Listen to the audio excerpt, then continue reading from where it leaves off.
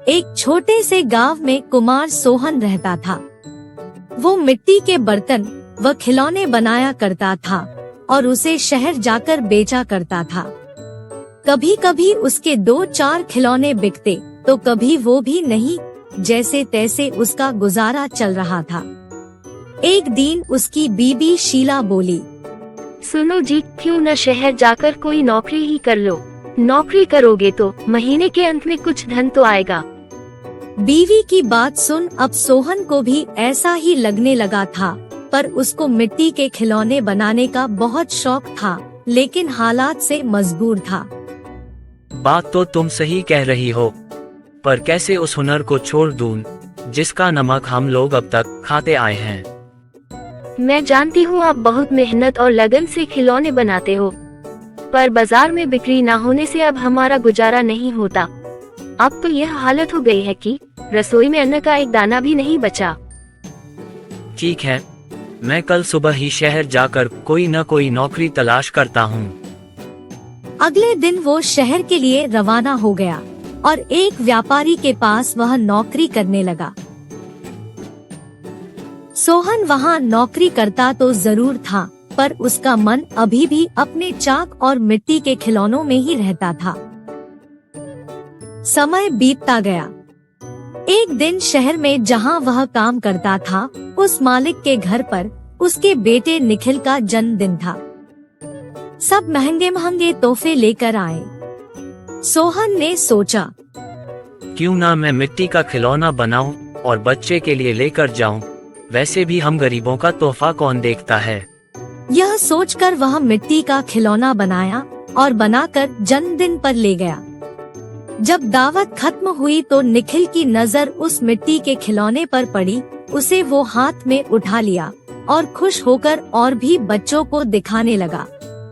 खिलौना सभी बच्चों को बहुत पसंद आया और जिद करने लगे कि उनको भी वैसा ही खिलौना चाहिए। यह सब देख सभी मेहमान एक दूसरे की तरफ देखने लगे और एक ही बात पूछने लगे, अरे वाह, इतना शानदार तोहफा कौन लाया है? इतना महंगा तोहफा ये किसने लाया होगा? ये खिलौना तो शायद आपका नौकर सोहन लाया है। इतना सुनते ही सब हैरान हो गए। सभी एक दूसरे का चेहरा देखने लगे। तभी मालिक बोला, सोहन तो बहुत गरीब है, इतना महंगा खिलौना कहाँ से ला सकता है? हाँ, मैंने देखा है, ये खिलौना सोहन ही लाया है। ठीक है, सोहन को बुलाओ, उससे पूछो कि ये खिलौना वह कहाँ से खरीदा है। वहाँ सोहन आता है और सब उसी के तरफ देखते हैं। वह माहौल देखकर हैरान हो जाता है। मुझसे क्या गलती हुई, सब मुझे ही घूर रहे हैं। शायद मेरा खिलौना निखिल को पसंद नहीं आया होगा और बच्चों के सामने वो अपमानित होगा। कोई बात नहीं, मैं माफी मांग लूंगा। मालिक, क्या आपने मुझे बुलाया? हाँ सोहन, क्या यह खिलौना तुमने दिया है? हाँ मालिक। तुम यह खिलौना कहाँ से लेकर आए हो और इतना महंगा तोहफा तुम लाए कैसे? इतना सुन सोहन मन ही मन खुश होता है और मुस्कुराते हुए बोलता है, माफ कीजिएगा मालिक, ये कोई महंगा तोहफा नहीं है, यह मैंने खुद बनाया है।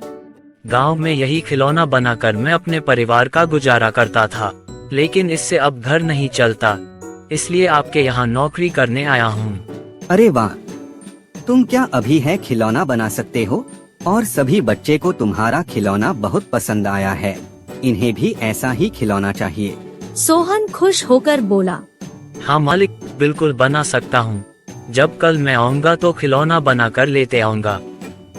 अगले दिन सोहन ने शानदार रंग बिरंगे खिलौने बना कर दिए। यह देख मालिक ने सोचा, क्यों ना मैं खिलौने का भी व्यापार करूं। वह अपने बीवी से बोला, सुनीता, सोहन खिलौना बहुत अच्छा बनाता है, उसे खिलौना बनवाकर शहर में उसका भी व्यापार कर लें। उसे सोहन को उसके मनपसंद का काम भी मिल जाएगा और उससे अच्छी तनख्वाह भी मिल जाएगी, साथ ही साथ एक मोटी रकम हम भी कमा लेंगे। ये तो अच्छा विचार है जी।